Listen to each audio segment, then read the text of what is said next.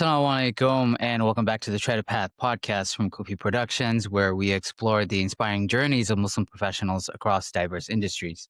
I'm your host, Salman Hasan, and each week we sit down with the remarkable individuals who are making their mark in their chosen fields. We highlight their successes and challenges in their journey, examine corporate accountability within the industry, and offer any actionable advice on career advancement and ethical navigation to those who want to tread their path. As a reminder to our listeners, you can find the show notes, resources, and ways to connect with our guest speakers in the Tread a Path archive, which is in kupiproductions.com. So today, I'm honored to be joined by Amena Bakali, travel content creator and blogger. Amena has been featured in magazines, articles, made appearances in many podcasts and conferences, including the Maverick Show with Matt Bowles. So Amena, thanks so much. Assalamu alaikum, and welcome thank you for joining us. Yes, thank you for having me, Salman. It's like such an honor. I know we've been like talking about this for some time, so definitely looking forward to our chat today, inshallah. Yeah, alhamdulillah.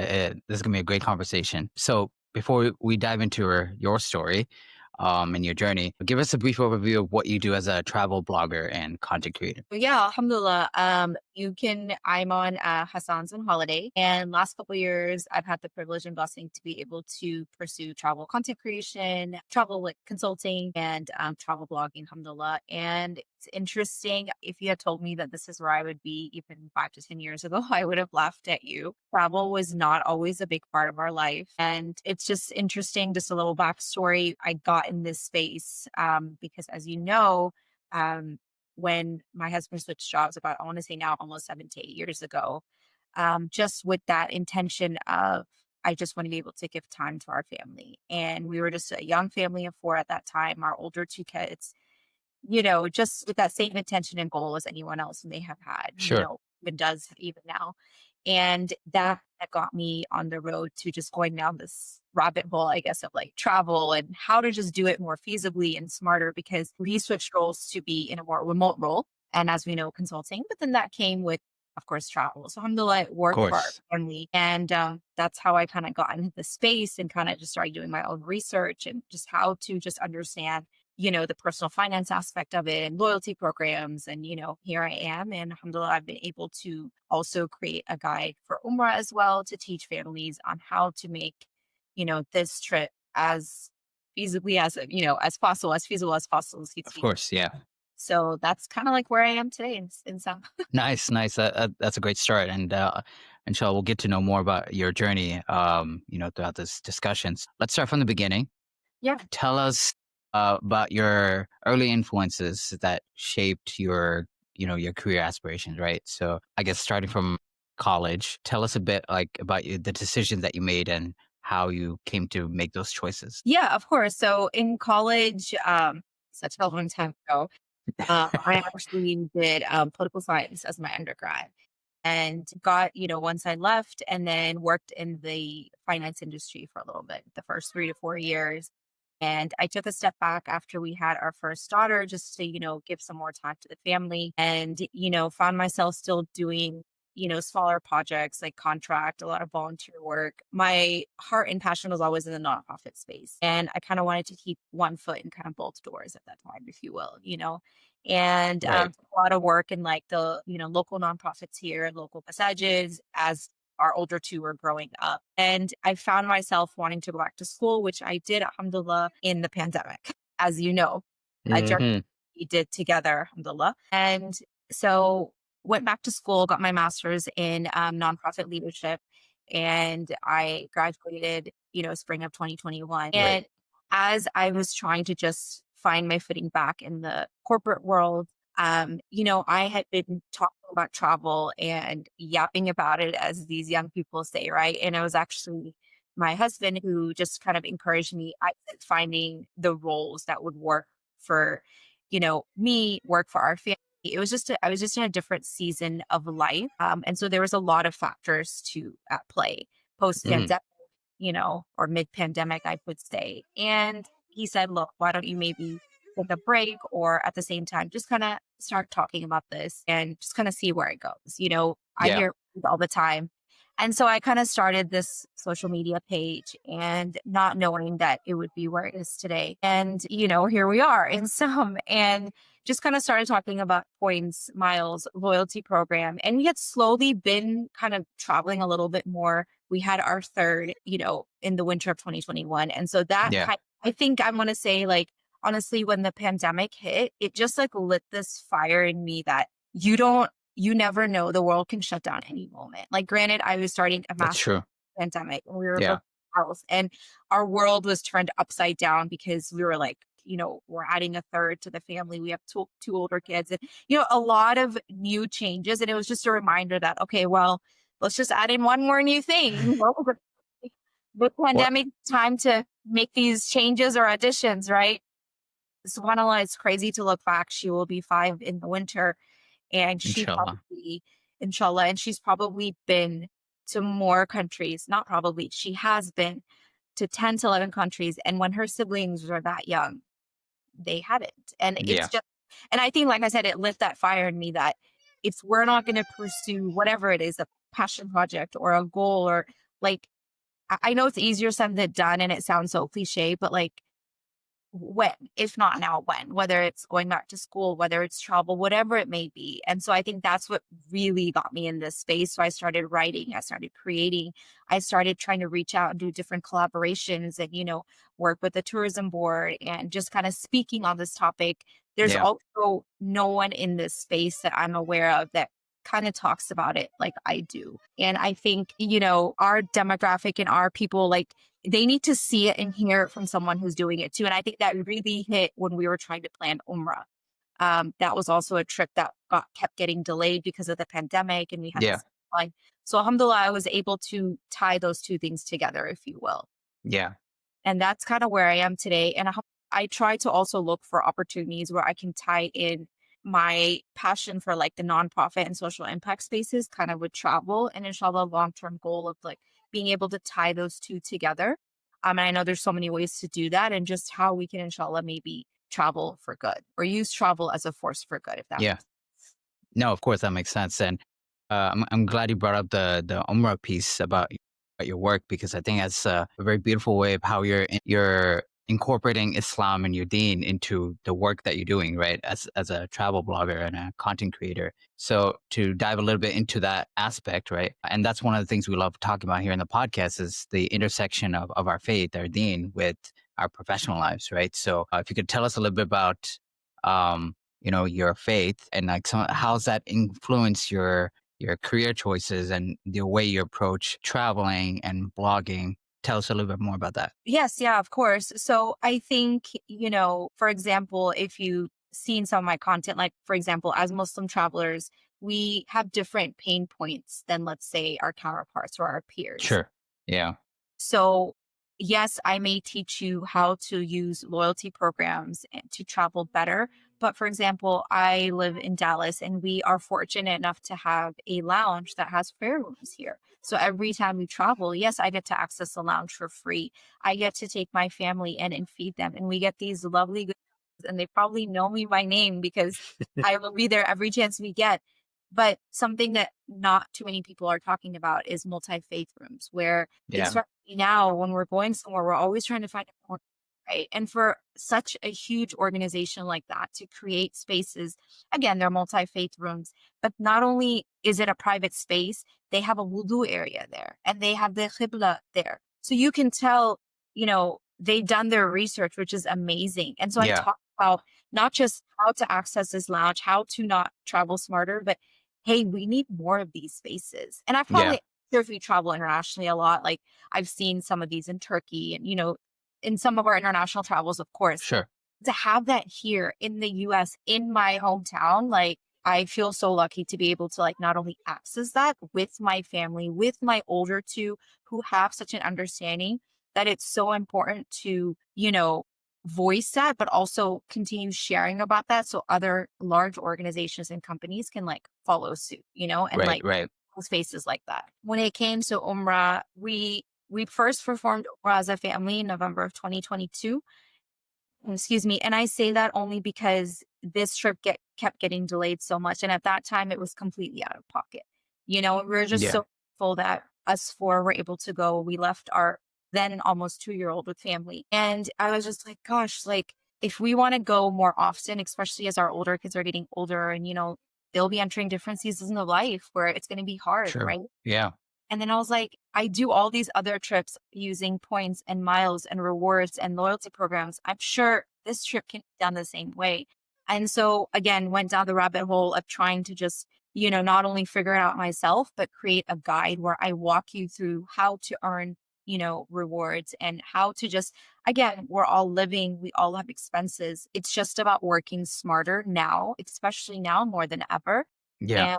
And I show you like video tutorials and just like kind of help you really walk through how to earn and search and redeem and book for something like Umrah. So if that is your goal and you want to go more often rather than just like once or in a lifetime or whatever your goal may be, this is how you can do it. And alhamdulillah, I was able to do that last fall. I was able to book again for all four of us. We left our little one, alhamdulillah, at home with family. And our cost just to book that trip was just $500 because I had been planning for a year. And again, I think there's a Nice. lot of taboo. I think there's a lot of misconceptions, especially when you have a visibly Muslim woman talking about personal finance and credit cards and rewards. There's just a lot behind that.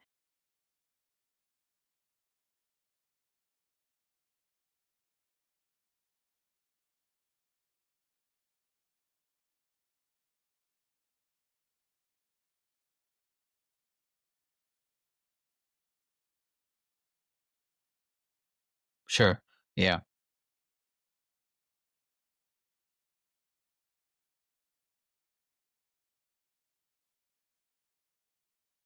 5 with so many other obligations that we have. Our parents are getting older. That travel fund is non-existent. So this, I think, by working smarter and by teaching other people too, I think what I always tell my husband is that this allows us to have a little bit of everything at the same time, if that makes Yeah. sense. Yeah. When I get on that plane and I'm walking by business in first class and I'm just looking at these 3 kids, I'm like, I could be there if it wasn't for you. No, I'm joking. But like I said, working older too, and if not now, right? Sure. But so no, a lot of people have been able to take that advice and purchase that guide. And I think people were just so grateful that there was someone, I think, that looks like them talking about this because we're all working hard Yeah. we're all traveling. We all want to go visit Makkah and Medina, but like, especially now more than ever, like it's crazy, right? Like life Yeah. is so expensive right now. So I just literally, I try to just remind people that it's about working smart, not hard. So if that makes No. sense. I hope I answered Absolutely. your question. No, no, you did. You answered multiple questions that I had in mind, actually. But no, thanks for that explanation. So let's pivot over to your role right now in the industry that you're working in currently as a travel blogger. Walk us through like a typical day or a typical week in what you do, right? Like so from like when you wake up to when you hit the bed at night. Like what does that day kind of look like as Yeah. Amena, the travel blogger? Yeah, You know, um, it's just I feel like my mind doesn't ever turn off. And I guess that could be a good thing and a bad thing because I feel like I'm always just on. I'm always thinking about new pitches, new ideas. I do consulting as well, so I work with one-on-one clients. sure. And up to the point of booking. I don't book for them, but I teach them on understanding what this space is all about. And their questions can vary because some people are very, very beginner and some people are a little bit more intermediate. Yeah, So it's filled with, writing for my own blog and then pitching to, let's say, tourism boards and brands for maybe upcoming trips that I have, or maybe that I don't have that I want to kind of plan. It's like I said, writing for my own blog, pitching, a lot of just I'm in DMs a lot, answering questions. It's a lot of just on the computer, answering emails, working with clients, writing, creating. People don't realize how much time it takes to create content. I did not realize how much time it takes to create quality content. And when I look mm, back at some of my yep, content in the past couple of years, it's like cringe, but hey, we all start somewhere. And so that's basically what, like, I guess most of my morning or my day looks like. I try to, of course, my day cut short a little bit in the afternoon once the kids are home from school. So I try to sometimes get back into it in the evening, yeah, but for the most part, it's, good early morning to afternoon. That's really what it is. It's just on the computer, just answering, pitching, just working with clients, trying to work Yeah, with maybe a potential, organization or whatever and see if there can be like space for like mutual collaborations, inshallah. sure. Yeah, no, of course. I completely agree with you. Content creation can be very grueling at times, and it's just one of those things that like you just have to kind of go through it, right? But Yeah. but there's something about like the work that you do that is so rewarding that bring it still pulls you in every day, right? Yep. Like you, Exactly, exactly. You hit the nail on the head. Like, I feel like sometimes it's like, and I don't know if people go through this. I don't know if it's just the age that I'm at or what it is or the season of life. You feel like, what am I doing and why? But then the right? moment you think about, okay, it's it, or I don't want to say quitting, but then you're like, but then, the idea is like, it just never stops. It never stops. Like, Sure. I keep Yeah. rolling, I'm just living and breathing this stuff. And you can even ask him, like, I'm yapping all the time, and, and the look that I get from my family, especially the older 2 and even him, it's just like glazed looks, and I'm like, "Okay, great. I just needed to bounce ideas off of someone else, like another adult," right? Yeah. And so, yeah, alhamdulillah. It's definitely challenging. It's definitely challenging, especially if, as a creator or as someone with their own platform in any sense of the word, if you also want to speak up about what's going on today, that just adds so many challenges to the work as well. Definitely. Yeah. And we'll get into that inshallah later on. Just to talk about the industry that you're in right now, Sure. right? As a travel blogger, how would you say it's evolved since the past 5 years? You've done this for some time, so we could shed some light on that. Like, what's the most important thing, or a couple important things to keep in mind as far as like traveling is concerned, the airline industry, or just traveling in different places? What's the latest? I guess if you could share a little bit with us Yeah, so in I that guess end. when it comes to like blogging, I feel like I'm fairly new. I feel like there's people that have been doing this, they've seen the industry evolve more than I have. They've been doing it for, let's say, 10 years plus. And now we have all these Google changes and so many like algorithms and changes that you have Sure. Yeah. Yeah. Yeah. sometimes working against you, so to speak. I think one thing I've realized is that when you're trying to build a brand or a business, it's so important to have your own platform. I don't think I realized that initially. A lot of people just think that, okay, well, creation, you're just creating like fun, silly videos and that's it. Well, it goes more than that because that portfolio, so to speak, whether you're Right. reaching to a brand or a tourism board or just to a potential collaboration or mutual, partnership, whatever you may want to do, this works in your favor. And so, especially now more than ever, when there's more and more people trying to build their own platforms and brands and like small businesses, I cannot stress enough the importance of having your own platform. And so I had started kind of writing and then I took a break in the middle of the last few years for about a year or Yeah. so just to kind of really ask myself if I wanted to continue that. I don't mind the writing. I felt like I was back in like, of course, it's a little bit different in grad school. And I was like, oh, because, I was still fresh from that. And I was like, Sure. I don't want to write. And then took a year and really took a year off and really thought about that. And I was like, no, I need to write. It's so important because I know it's not that there's any shortage of information on this space. There now, alhamdulillah, so many people are getting smart and savvy, but there is a demographic of people looking to hear it in a certain voice, especially when it comes to Umrah, especially when it comes to conquering different taboos and misconceptions that can be assigned to different demographics, if that makes sense. Yeah. And people are looking to kind of hear that to kind of it almost helps hearing it. It helps you makes you feel better that someone else has also maybe gone through those challenges or even understand those kind of roadblocks sometimes to getting to where, when they see, okay, you got here and you face that, kind of help me get through that too. So I think it definitely helps with that. Alhamdulillah.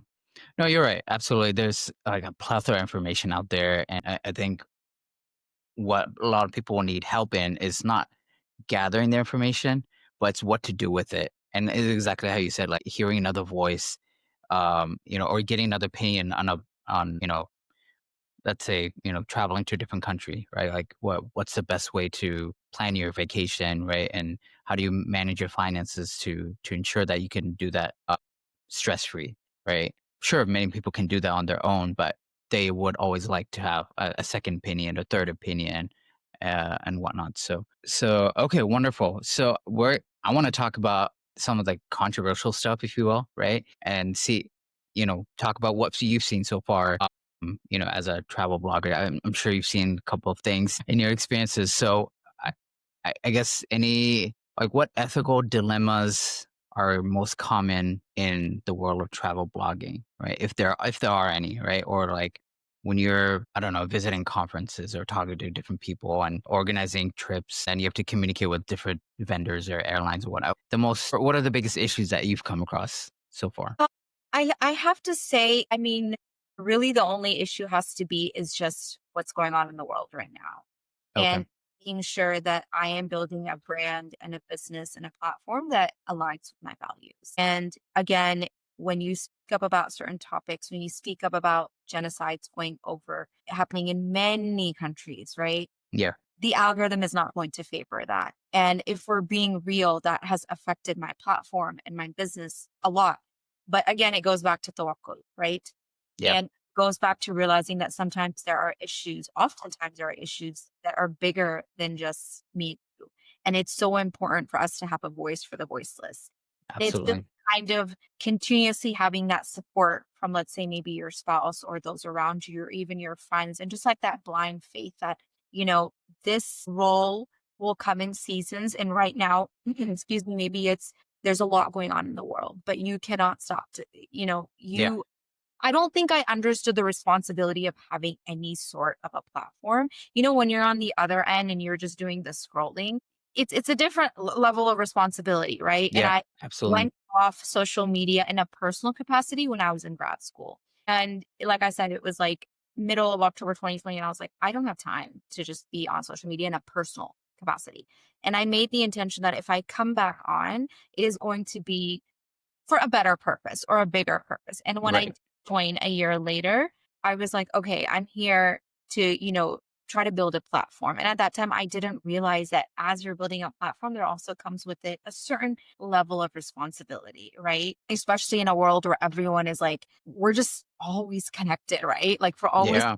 we're always on. So I think that's probably been the biggest challenge is sometimes even setting those boundaries, especially when you have growing kids and it's, yes, it's your platform. Yes, you're building a brand and business to have those boundaries and how to continue to build your brand alongside with speaking about what's going on in the world. I want to say that has been the biggest challenge for me because, I do that brands look at that, right? And Yeah. unfortunately, can affect a potential partnership and that can affect potential collaborations. And I have no doubt that it's affected some that I have been wanting to pursue and it hasn't worked out. And that's fine. But you need to continue to stay on your values, which I know it's very difficult. So I think for me, that's just been the biggest challenge. And someone who's visibly Muslim, right? You mentioned and hijabi. Have you come across any like behavior that's like racist in nature or like someone who's been rude to you because just you're Yeah. Muslim or have you come across anything like that? Feel like alhamdulillah, not too much. People stare. So if there's one thing you know about me is I don't plan any of our own family trips around where there's going to be other people that look like me. I know that sounds maybe weird or different, but again, we are five. I plan where the points or the miles or the timing or the You're season right. are also tied to peak travel times, right? So wherever I'm able to plan a trip, I'm not only looking to go to Muslim friendly destinations. Again, I'm not saying those are not important to me, but I'm open to going anywhere because I know if I'm only in that area, I might miss out. Like for example, my husband and I, we just went to, it was just a trip, and I went to a place in Mexico, a little off the beaten path. No halal food, no Muslims there, just a quieter, non touristy area of Mexico. And because I frequent a certain hotel brand, there was a certain Yeah. I wanted to stay. And I know for most people, the first thing that comes to mind is like, how do you feel? Or like, yeah, people kind of stare, people kind of look, but a smile goes a long way, or just letting them know that you're as Texan as the next person next to you. I think we have never, alhamdulillah, been faced with anything major. It's more just like staring. I think maybe one time in a lounge, I saw maybe a few older ladies next to me, like visibly turn their chair. So it was like their back was to us. It was kind of weird. And I thought I was kind of imagining things, but then when I asked my teenager, she was like, "No, mom, you're not imagining. They're doing that on purpose. Like they're just having their own conversation. We're minding Sure. our business. Yeah. Is we have a little one, and I'm more busy on like we need to pray, we need to eat, we need to grab goodie bags. Like I'm not even." And then when I noticed this, because of course you're more on alert when you have the family with you, I was just like, "What is going on?" But there were no words. There was no Yeah. exchange. It Yeah. was just like, "Let me just move my chair and put my back to you." That's been the extent of it. I try to teach my older ones that smile, if people just need to see that we're just doing normal things that they're doing. We're traveling, Yeah. eating, but that's just been the extent of that. So Yeah. I think No. more serious. Even some places in Europe that we visited, like we don't always find like Muslim friendly areas. And I don't want to say it's not Muslim friendly. What I mean is that halal food or, easily Yeah. places to pray. So we just kind of make it Muslim friendly for us. We might just, as long as, and I teach them, it's like, as long as we are not in anyone's way, as long as we are not disturbing anyone, as long as we are, showing what or trying to be our best as like a good Muslim or a good dawah, like that's all that matters, right? Yeah. Yeah. So I hope that answered your question. No, it does. Yeah, alhamdulillah. And, I mean, alhamdulillah, I haven't seen any acts of racism towards me or like anyone acting in a way that's, not aligned with my Islamic principles. But of course, as you know, right, we live in a world where people do crazy things all the time, right? And like not just at a, like a human or you know, people level, but like at a corporate level too, right? Like that, businesses acting unethically and like, they're just involved in nefarious activities, right? So I just want to talk a little bit about that. Like, as a travel blogger, you have to recommend, um, certain brands or like, certain locations and whatnot. What I guess want to ask you, what would you do if you notice like the typical brands or typical airline, for example, or whoever that you typically work with are as a corporate not really aligned with your values, right? As a Muslim, as a human being, what would you do in that scenario situation So first, I have to say that I haven't worked with airlines per se. or any brand for that matter, However, right? what I do is that it's just easy to talk about what you naturally frequent, right? Alhamdulillah, You're I right. look two airline hubs, right? Like, one domestic airline and one big airline. And those are the ones that I frequent. And so I talk about them a lot. I haven't found any behavior per se that kind of doesn't align. I think I've seen other airlines, maybe, just the news in the travel space, like Sure. Yeah. Yeah. Yeah. flight attendant that was wearing something pro-Palestinian and this is how people acted. So I will bring that attention to my audience because I do think it's important that if you are a bystander and you're seeing this, like you should speak up if you can, right? Given the respective situation. Or Yeah. it's important if an airline is acting a certain way. But again, sometimes it's like one or two people and we can't that may or may not speak for the whole company as a whole, right? So I have to be Sure. mindful Yeah. of that as well. Right. um, I haven't, I haven't really seen them, like it hasn't happened on my watch, so to speak. But I also like to acknowledge on the flip side, like for example, if I see someone making that additional accommodation for us, like for example, I talk about the Capital One Lounge a lot. Yeah. Will highlight that because it's so easy to talk about the negative, but then I talk about the positive too. Like, hey, this huge brand that I frequent already because I have this card, like this is a doing out of my own free will. This is how Yeah. they are accommodating to Muslims. Or if there's a flight attendant that, maybe might see us praying in a corner or that really helped us out and they're from a particular airline, I might highlight that on my social media because I think it's important for people to know that sometimes it's just about if you don't ask, you may not get it, if that makes sense. Yeah, yeah, yeah. That makes sense. No, for sure. And you're right. Absolutely. Easy. It's very easy to talk about the negatives, right? And going down that rabbit hole, but highlighting the positives um, takes an extra effort. And Yeah, exactly. I feel like there may be so many companies out there and there may be so many or big organizations that may or may not, I don't know what role different organizations play in ongoing genocide, but all I can do is I can just do my best. So if I am aware of something sure. that Yeah. actively might, like on a personal level, there are companies that we don't shop from right now because we know. But do I know every single company now? No, I don't. And so I think I sometimes I might get those questions. Did you know that this company is doing this? And I'm like, no, I didn't do that because I'm not actively sitting here going down. You know what I'm saying? If something Yeah. if someone brings it to my knowledge, if I'm aware of it. But again, I think that's also a bigger and deeper conversation. What I do is I just try to keep my intentions as sincere as possible, and we do our Yeah. best. Yeah. Uh, so No, of course. And that brings me to like the point that I wanted to make earlier was like, content creation, activism and content creation in general can be very demanding, physically and emotionally demanding, right? And I know you've experienced fatigue, right? As myself, I have as well, right?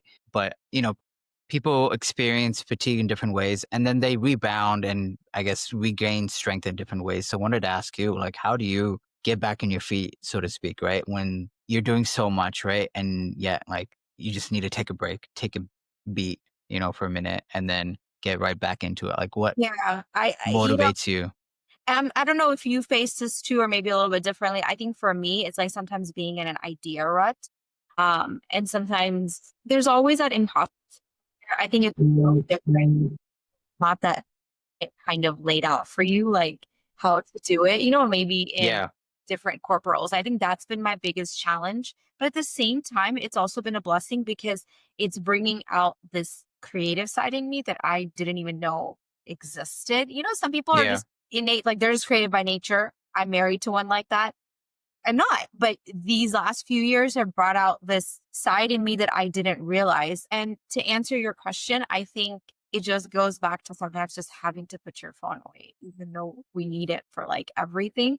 yeah, As much as I'm tempted to answer that next question or answer that next email, or even, I try to focus on creating than consuming, but that can be so hard because even as a creator, you're like, okay, let me you do have to consume. Yeah, have to consume so I can get ideas. And next thing you know, I'm like, oh my God, it's been half an hour now. Like, so it's sometimes just realizing that maybe you don't need to do that. Maybe just focus on it. And a lot of times they say the answers are in your DM. So focus on what your audience may already be asking you, whether it's in a DM, whether it's someone I met locally and said, hey, I have this challenge. Can you help talk about this? Sometimes I do get those requests that, hey, can you yeah, make a video about this? Or can I talk to you about this in a consult? And it's just putting those two and two together, like, well, that's what my audience wants to hear, right? Maybe they don't care about what's trending, right? Just focusing on that evergreen content. And sometimes it's just like taking a breath and, or like they say, like touching grass or going to the park with the little one, you're right, right, yeah, I say this as someone who is still struggling to have that balance because I'm always on. I'm always thinking about the next trip that I can plan for my family. I'm always thinking about the next blog post I want to write. It's always on. And sometimes I'm like, I don't know how to turn it off because I love the space, but, and that's a challenge. I'm always just thinking about the next best thing or the next idea or, the next thing I want to create. And sometimes it's like, okay, no, let's just stop. Let's put the phone away. Let's go enjoy some sunlight. yeah, yeah. I'm still struggling with this balance, so I can't say I'm perfect at it, but, it's a daily struggle. It's a daily struggle. And you're a family person, your mother, a wife, so like, you can't turn those things off too, right? Like, Right, right. so like there's a fine balance to strike when it comes to, making sure that you're fulfilling your duties and, all the other places and as a content creator as well, right? So I know that can be very challenging as well. But Yeah. what's like your top advice or top two advice you would have for someone who's young into the field, just entering or brand new, I guess, if you will? What's your top two advices as a content creator and travel blogger? I'd say think twice. It's a lot of work. It's harder than you think. I feel like times have changed, and I think with so many changes going on in the industry, in journalism, in writing, and just with what's going on in the world, you have to grow some thick skin, which is something I tell myself first. I think sometimes when I can get different, not so much racist comments, sometimes it's just hate comments from our own people. So, Yeah, and I think it just hits me really hard. I'll turn to him and he'll be like, "You don't even know this person. Why does they hit you so hard?" I'm like, "Well, they just left a mean comment." And sometimes now that my mentality has switched because I've grown in that and I've realized, okay, how can I take that comment and turn it into a learning moment, right? absolutely. Those kind of things, they still get to me. I still want to cry inside and I still want to be like, why do they hate me? They don't even know me. And then you just have to realize that some people choose to verbally just spit it all out rather than just moving on. How many times Yeah, do we yeah, content and it doesn't relate and we just scroll past? Some people just don't have a maturity to do that. And so um I would say really think twice. You think twice. Make sure you have a purpose. Um, that's, I guess I want to say bigger than your own or bigger than yourself. Like really identify, because the industry is growing, the space is growing, and you have Yeah. to be more unique than ever. I say this as a very, very small creator. You really have to just focus on what makes you different. What's your message that you want to deliver? Um, Still questions I ask myself every day, even years in. Really hone in on that and just realize that there's going to be a lot before you even reach a point where you feel like, okay, I kind of have it figured out. And sometimes I feel like, okay, I have it figured out. And then, you go through that slump again, but it's ongoing. It's ongoing. But so, and you just have to run with the Yeah. opportunity coming your way, essentially. For sure, for sure. I love that advice about thinking twice because sometimes you get so much into the weeds of things and then sometimes you kind of lose vision, almost forget about, why you started it in the first place, right? Yeah. So taking a step back and thinking about the bigger picture really definitely helps. But so that leads me to my next question which is, so let's say you are struggling to do that, right? Thinking of the big picture and need some support, right? And some guidance or leadership. Are there any mentors in your space that you look up to or that you would suggest to communicate with to help you stay on your path, if you will? Yeah, I think, I try to, because when you're behind a screen all day, just working alone, it can get lonely. And I think that networking really helps. I think for me, it's like I try to do twofold. There is some, obviously, I live in Dallas, a huge lots of networking opportunities, but also because at the same time for me, I'm trying to build a business and a platform and a brand that aligns with my values. So it's so important Yeah, to network in my own community and realize that like I'm still on like, speaking my faith and walking my faith. But at the same time, there's different respective travel conferences. So there's a few peers that I have in this space that also talk about the same type of travel and pain points and rewards program that I do. And maybe their platforms are bigger. And it's not just about the numbers. Maybe they have worked with the dream brands that I want to. So I try to really go to these conferences at least once or twice a year, just so we can network face to face. And, you can get those nuggets and that networking and that advice from your peers, right? I've had so many people or one to two people that I talk to regularly, even, when you're like online besties, then you meet in person sure. Yeah, yeah, yeah.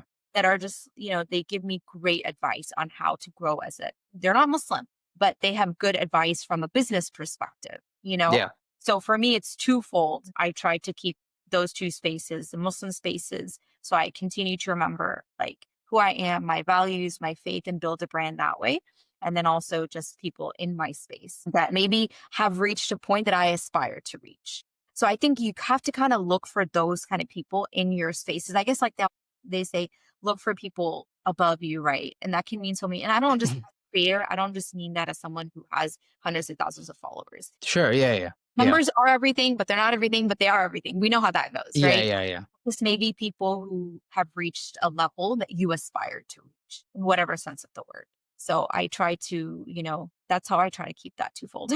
No, that's good. And on the note of networking, and like you said, you collaborate with a lot of organizations and have a huge circle. Are there any in particular that you want to name out that are very valuable for those who are watching this? Sorry, are there one or two that you want to name out right now that are particularly valuable and people should reach out to for those who are just starting or want to get better at what they're doing?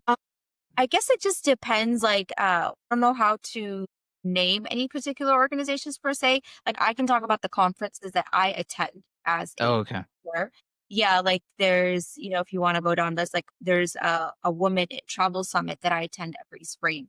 And that focuses more on not just, it's like basically women in travel and allies, and they focus on all aspects of the business of the space. So it could be all types of travelers, how to grow your business, how to grow as a creator, how to grow, even travel agents. So it's so broad and I love it because the one that I attend in the fall is more towards, loyalty programs and points and miles. And gotcha. one Yeah, thing in both of those spaces is that I found when it comes to networking is that there's no one that looks like me there. And I always ask myself, why is that? Because Muslims are traveling, right? Muslims do. contribute a lot to that market and economy. And why is that? I do as far as just mentorship and organizations. I don't know any particular ones, but I think it just depends on your space. This is even years of kind of being in the space. There's so many. There's There's so many out there. Yeah, you have to look for them. Yeah, I need to see what is going to really help me and my business and my brand. And those are the ones that I've kind of identifying. And then also, I think, one thing that I'm trying to be better about is also like locally. I live in a big city. And so there's a lot of just like networking, like creator networking opportunities that I've been kind of looking for different kind of like local companies, local tourism boards. So I'm trying to be better about that because sometimes we yeah, kind of let our sites like all the way there and then we forget just kind of what's in our backyard sometimes. yeah, So I know maybe that's more of a general thing, but I think a general answer to your question, but I think it just depends on the space that you're in, you know? yeah, yeah, Even asking your peers, like, hey, I want to grow as a business or I want to grow as this type of creator, because there's so many types of creators, right? So I think it just goes back to just kind of seeing, and you're going to have to give. I attended a couple travel conferences starting in like, I want to say 2022, before I really found ones that I felt like would be the most beneficial to me for growth, or just, just great networking, just to kind of get out from my computer and actually talk to people who are also going through the same pain points as me. for sure. No, that's a great answer because yeah, and it's like you said, right? It really just depends on like what you're trying to accomplish too. So really, uh, and you don't have to look far too. Like there's so many that are like local within your own city or community that you live in. So best to start there, and then if you need to expand, you can go different places as well. But I'm loving this conversation, Amna, and this is so great. I want to ask you, how can the audience best support you, right? And so what are the specific ways that people can support you and your brand and your what you're trying to do as a travel blogger? Think on if travel is something that you are interested in, and if you are interested in just learning how to travel more feasibly and smarter and use loyalty programs, and really understand the world of points and miles and understand how to use it for personal trips or whatever. I think there's a lot in this space now, right? Yeah, But I think the best thing that you can do to support is just engage. I know it sounds so simple, right? It's like engage with the content, like the content, share the content, or even reach out and say, hey, like, could you talk more about this? I've been getting more and more about that because I try to ask my audience in my newsletters and like, hey, what do you want to hear from me this week? And I think, especially as a smaller creator, talking about ongoing genocides, sometimes that content, it gets hidden. We all know that, right? So I think it makes it harder to, grow the community and meet new people. So I think that's the best way to support is just reaching out by engaging, by just, like I have a blog, I'm on social, I'm on LinkedIn, engaging on those different platforms and just reaching out about whatever it may be that you think maybe may not have been covered, right? Or maybe right. or your own pain points, right? That just goes a lot as a creator. No, for sure. Yeah, I mean, you spend countless hours creating content, right? So I think the least that people can do if they're viewing it is to like, share, and comment, and follow and subscribe, and And and not to interrupt you, I don't just say that just because I'm the one of the many travel content creators out there trying to grow and build. I say that because, and I think this goes for any space is like engage and consume with those creators that also align with your values. I think that's so, so important, especially more now than ever, because you don't, on the consumer side, you don't realize how much, these creators are like struggling, especially if you're speaking up. So I yeah, from yeah. that perspective, really try to, and I say this too, because I consume too, right? So it's not just, I'm trying to create and consume. I'm trying to do more of the creating, but even as a consumer, I try to really, consume with that purpose. I try to create with that purpose, but I also try to consume with that purpose, if that makes sense. No, that definitely makes sense, right? Because in this digital age that we live in, right, we're serving so many purposes, right? Not just our own, but Yeah. we're also there to support other creators, right? And sometimes in doing so, that could put temporarily harm our own brand, right?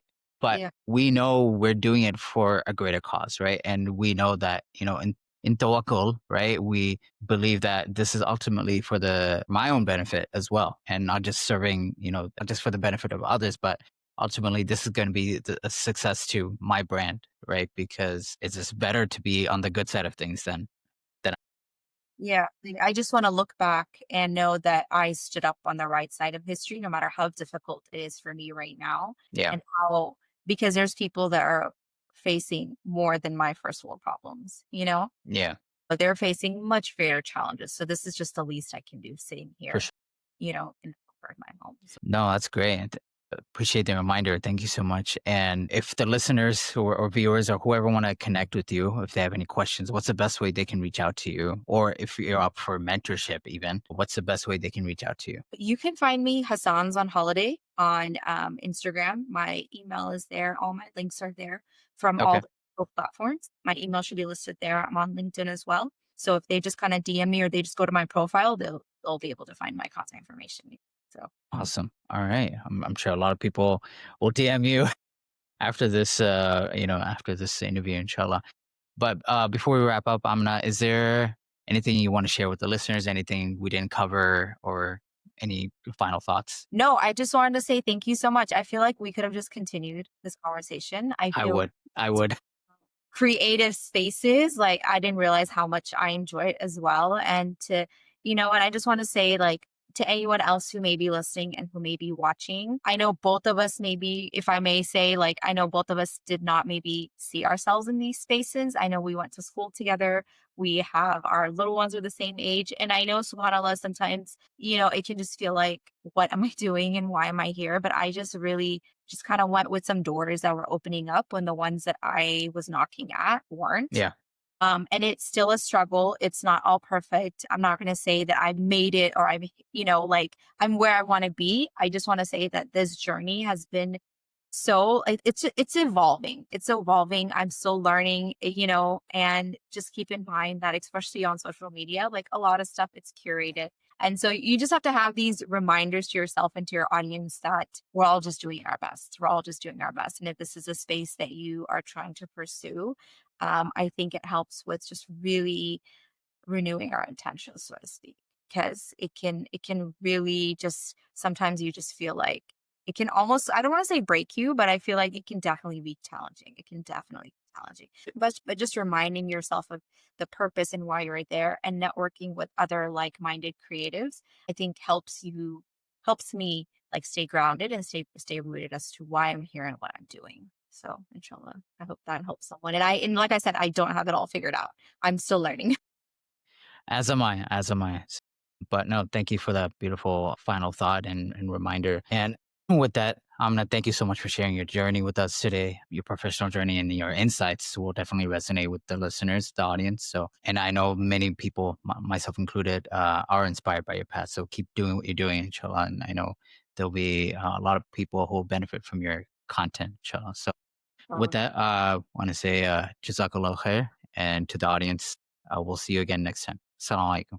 Thank you for listening to the Tread a Path podcast. You can find all the resources our guests mentioned in the Tread a Path archive in our website, coffeeproductions.com, along with the links to connect with our guest speakers. If today's conversation inspired you or helped you in your own professional journey, we'd love to hear from you. So please leave us a review, share the episode with someone who might benefit, and don't forget to subscribe so you never miss an episode.